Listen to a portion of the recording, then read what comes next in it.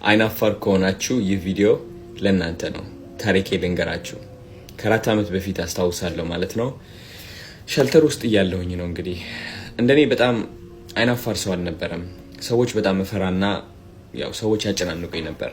የሰው አይን ማለት ነው ቀና ብዬ ማውራት አልችልም ነበር። እድሜ ልኬኔ እየተተረኩኝ ነው ያደግኩት በተማሪዎች፣ በሰፈር ልጆች፣ ኢቭን ያፈቀርኳቸው አንዳንድ ሴቶችም ለራሱ ላይክ ሪጀክት እያደረጉኝ ምናምን ያደግኩት። ለፍቅር ጠይቃቸው ምናምን እምቢ ይላሉ ምናምን። እንደውም እምቢ ያሉት መንገድ እየተረቡ ነው። ገባችሁ? ቀጭን ነበርኩኝ በጣም። ያን ያህል መልክ አልነበረኝም። ሰው አደግኩኝና ወደ ካናዳ መጣው። ሸልተር ውስጥ ነኝ። ሰዎች በጣም ያስፈሩኛል። ስራ እንግዲህ የማታ ነው የምሰራው። ለ2 ዓመት ሙሉ የማታ ሽፍት ሰርቻለሁ። ቀን መስራት አልችልም ነበረ። ቀን መስራት ማለት ከብዙ ሰዎች ጋር መጋፈጥ ማለት ነው። ሰው አልፈልግም ነበረ። ከዛ አንድ ቀን መጣችና ማለት ነው ሰውነት የተበላሸ፣ ለራሴ ያለኝ አመለካከት ተበላሸ። ራሴን መስታወት ላይ ማየት አልቻልኩም። ግን ህይወቴን መቀየር ፈለግኩኝ። ጂም መሄድ ጀመርኩኝ። ጂም እየሄድኩኝ እያለም ለራሱ በጣም እፈራና አጨናነቅ ነበረ። ሰዎች ምን ይሉኝ ይሆን፣ ስፖርት እየሰራሁኝ ይስቁብኝ ይሆን ምናምን። በቃ አይምሮዬ እንዳለ በቃ ይተርበኛል፣ እጨናነቃለሁ፣ መውጣት አልችልም፣ ድን ብዬ ነው የምራመደው ምናምን። ከዛ ሰለቸኝ። ኢቨን ሶሻል ሚዲያ ለመጀመርም ብዬ ለ2 ዓመት ሙሉ ቪዲዮ ሪከርድ አደርጋለሁ። ከዛ ፖስት አልለውም፣ አስቀምጠዋለሁ ዝም ብዬ ጋላሪ ላይ። ሜቢ ለቀጣይ ስደፍር ፖስት ለዋለሁ። በቃ ድፍረት ሲኖረኝ ትንሽ ብዬ ማለት ነው። አላልኩትም። በቃ የምፈልጋቸው ነገሮች ማሳካት አልችልም። የመጨረሻ ጊዜ ያለቀስኩባት ቀን ደግሞ አስታውሳለሁ ማለት ነው።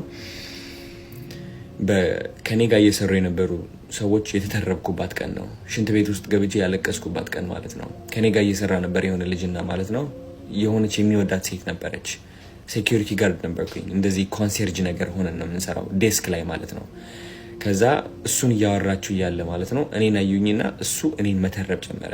ሰውነቴ ምናምን መተረብ ጀመረ። እንግዲህ አስተውሉ፣ ላይክ የማታ ሽፍት ያለሁት ከሰዎች ለመደበቅ ነው፣ ሰዎች እንዳይተርቡኝ ምናምን በማለት ነው። እግዚአብሔር ሆን ብለው ነው መሰለኝ ደግሞ ማለት ነው። በዛ ሰው አስተረበኝ የዛን ማታ።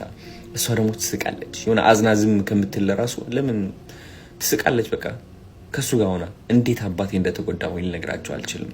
ለምንድን ነው እንደዚህ ሰው አስደሳች ሆንኩት? ለምንድን ነው በጣም በቃ ሰው ምን ይለኛል ብዬ የምጨናነቀው? ለምንድን ነው ፈሪ ሆንኩት? ለምንድን ነው አይናፋሪ ሆንኩት?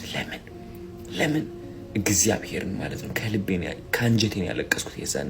ምክንያቱም ልብ ብዬ ሳስተውለው ማለት ነው ህይወቴን እንዳለ መለወጥ ያልቻለው የዛኔ ቢካዝ መናገር አልችልም ነበረ።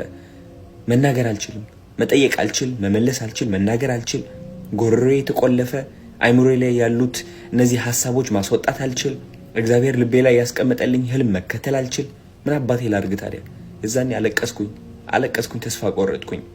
ተስፋ ቆረጥኩኝና ከዛ ለ1 ዓመት ሙሉ ማለት ነው ራሴ ላይ መስራት ጀመርኩኝ። ኮንፊደንስ ላይ መስራት ጀመርኩኝ። ቀስ በቀስ ራሴን ቻሌንጅ ማድረግ ጀመርኩኝ። ቀን መውጣት ጀመርኩኝ። ጂም ቤት መሄድ ጀመርኩኝ። ዋክ ማድረግ ጀመርኩኝ። ውጪ ሬስቶራንት ብቻዬን ለመሄድ ወሰንኩኝ። አንድ ቀን እንዴት አባቴ እንደፈራው ልነግራቸው አልችልም። እንዴት እንዳፈርኩኝ፣ ሰዎች ይተርቡኝ ይሆን፣ ግሩፕ ተሰብስቦ ቢስቁብኝስ ምናምን እያልኩኝ ማለት ነው። ግን ስቲል ወጣሁኝና ቻሌንጅ አደረኩት ራሴን።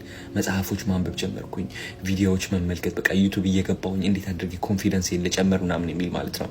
ከዛ አንድ ቀን መጣችና ሶሻል ሚዲያ መጀመር ፈለግኩኝ። ከዛ ሶሻል ሚዲያ ስጀምር ደግሞ ማለት ነው በጣም በቃ ላይክ የመጀመሪያው የነበረው ፍርሃቴና እፍረቴ ተመለሰ እንደገና። ምክንያቱም ሶሻል ሚዲያ ከጀመርኩኝ የድሮ የሚያውቁኝ የሰፈር ልጆች ጓደኞች ምናምን ቪዲዮን ካዩት በኋላ ይተርቡኛል ምናምን ብዬ በመፍራት ማለት ነው። ኢቭን ፋሚሊም ለራሱ ካዩት ይሆናል ምንድነው እያደረክ ያለው አንተ ልጅ ምናምን ብባልስ ምናምን አልኩኝና ግን ከፍርሃቴ ተቃራኒ ያደረግኩባት ቀን የዛኔ ነው። ላይክ ተቃራኒ ስላችሁ ማለት ነው በቃ ላይክ በ100 እጥፍ ተቃራኒ ማለት ነው። ሊትራሊ ምንድነው ያደረግኩት መሰላችሁ? የመጀመሪያ ፖስት ያልኳት ቪዲዮ የሆነ ጅል የሚያስብል እብድ የሚያስብል ቪዲዮ ነው ፖስት ያልኩት፣ ሆን ብዬ ማለት ነው ያ ፍርሃቴን እንድሰብረው። ምክንያቱም ሁሌም በቃ በሰዎች ፐርፌክት እንደሆንኩኝ እንድታይ ነበር የምፈልገው፣ ጎዶሎነት እንደሌለኝ ማለት ነው። ኢቭን ፎቶ ፖስት ከማለቴ በፊትም 5 ሰዎች ጠይቄ ምናምን እንዴት እንደሆነ አጣርቼ ምናምን ነበር ፖስት የምለው። ተውቱና ቪዲዮ ግን የዛን ቀን የጅል ዘፈን እየዘፈንኩኝ ፖስት አደረግኩኝ። ፍርሃት እየተሰማኝ እያለ ቪዲዮ ቀርጬ ማለት ነው። አሁን ፍርሃት እየተሰማኝ ነው፣ የምናገረው ነገር አላቅም ብዬ እውነተኛ ሆኜ ለቀቅኩኝ። ከዛ ቀስ በቀስ ማለት ነው ህይወቴ እየተቀየረ መጣ። ገባችሁ? ከዛ አሁን ያለውበት ደረጃ ደረስኩኝ ማለት ነው። አሁን እናንተ የምታውቁት አዶናይ ሰው ምን ይለኛል ብሎ አይጨናነቅም። ሰው ምን ይለኛል ብሎ አያፍርም፣ አይፈራም። ሁሉም ስለኔ ስለ ህይወቴ ሁሉም ነገር ታውቃላችሁ። እናንተ የደበቅኳችሁ ነገር የለም። ከሴጋ ብትሉ፣ ከበረንዳ ወጣው ብትሉ፣ ብር አለቀብኝ ብትሉ፣ ያ ነገር ብትሉ፣ ሁሉ መጥፎ መጥፎ የሚላቸው የሚያዳክሙ አንድ ሰው የሚደብቃቸው ነገሮች እኔ አውጥቼ ተናግሬያለሁ። እነዚህ ነገሮች ስናገር ደግሞ ከድክመት ተነስቼ ሳይሆን ማለት ነው ከጥንካሬ ተነስቼ ነው። ገባችሁ? ምክንያቱም እናንተ የምትናገሩት አዶናይ እንደዚህ ብሎ አዶናይ እንደዚህ ነው አዶናይ እንደዛ ነው ብላችሁ የምታወሩት ነገር ማለት ነው እኔን እንደማይወክለኝ አውቃለሁኝ። የእናንተ ቃላት፣ የእናንተ ኮሜንት፣ የእናንተ ተረባ፣ የእናንተ ምክር ምናምን እኔ እንደማይጠቅመኝ አውቃለሁኝ። ሶ ራሴ ነኝ የምመክረው፣ ራሴ ነኝ የምወደው ራሴን። ከእናንተ ፍቅር ከጠበቅኩኝ ጥላቻችሁ እፈራለሁ ማለት ነው። አያችሁ? ይህ አስተሳሰብ ስገነባ ማለት ነው ህይወቴ እየተቀየረ መጣ። ለራሴ መቆም ጀመርኩኝ። እናንተ ማለት ነው እንዲህ ነው ማድረግ ያለባችሁ። ራሳችሁን ቻሌንጅ ማድረግ አለባችሁ። ወደ ውጭ እየወጣችሁ ዋክ ማድረግ አለባችሁ፣ መራመድ። ገባችሁ? ከራሳችሁ ጋር ዴት መውጣት አለባችሁ። ዘፈን መዝፈን አለባችሁ።